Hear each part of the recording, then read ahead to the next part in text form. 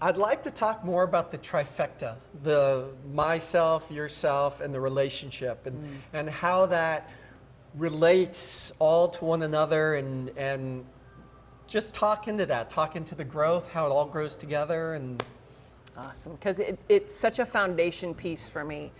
And when I look at successful relationships, ones that I feel are working, are healthy, are sustaining, this tends to be around in some form. This is just the way I explain it, and the way it makes sense to me, and I hope it supports in making sense to others. If I consider all three are beings, there's you, there's me, and the relationship. So all beings that need to be tended to, that need to take care of themselves, that need to contribute, that need to be honored, then I am making sure that the individuals in the relationships, because again, we collapse into the relationship and forget that it's you and me, we're not going to remember why we got in this in the first place. So if I'm honoring that this individual experience is happening near me, this individual experience is happening near me, and then our co-created experience is happening here, and I tend to all three. Like I invest in and I nurture. So sometimes I'm actually going to be contributing directly into you, and sometimes I'm going to be directing into you but through the relationship. And sometimes I'm going to be directly into the relationship, but sometimes it's going to be through you. But as a partner, as a co-creator of the relationship, if I consider all three whole beings that deserve my time and my attention and need to be tended, I can see pretty quickly if that's been out of sync for too long.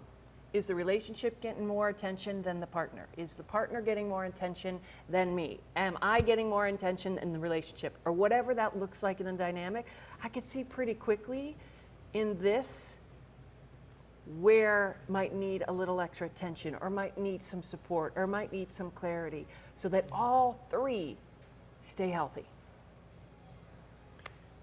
that's a very good tool to use. That if a relationship or a person's not feeling happy in their relationship, or the relationship's not going anywhere, however it looks, to remember that. Should get some cards printed out with that triangle. Yeah, I that'd could be just great. see it already. Well, because here's the thing, like look where we almost instinctively go. I'm not happy with the relationship, so how do I need to change, or how does he need to change, or she need to change, right? So, and most of the time, let's be honest, human beings, it's how do they need to change? Yes, yes. You know, if they would only, if he would just, if she would stop, we would be okay. Well, where I actually want to enact change is in the we, and that's not you. That's us. So how I'm meeting you now becomes a part of that. How what you're bringing in and how I'm looking at that becomes a part of that. So instead of you need to change, I need to this, no, this is actually what I'm committed to. This is actually what I want to grow, improve, elevate. Now it's in the collaboration that changes that, not what I got to get to change in you. There's a woman named Dr. Pat Allen. She did her PhD on animus. She's got some workshops and things that I've experienced.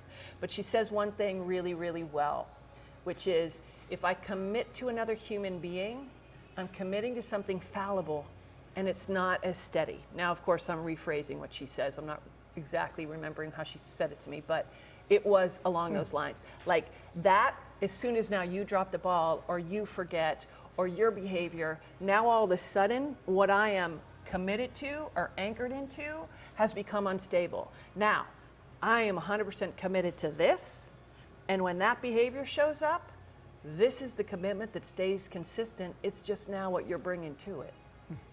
And then I have something more stable, more foundational, more durable than when a behavior shows up or a breakdown occurs. Because I can use that breakdown to foster and strengthen my commitment to this.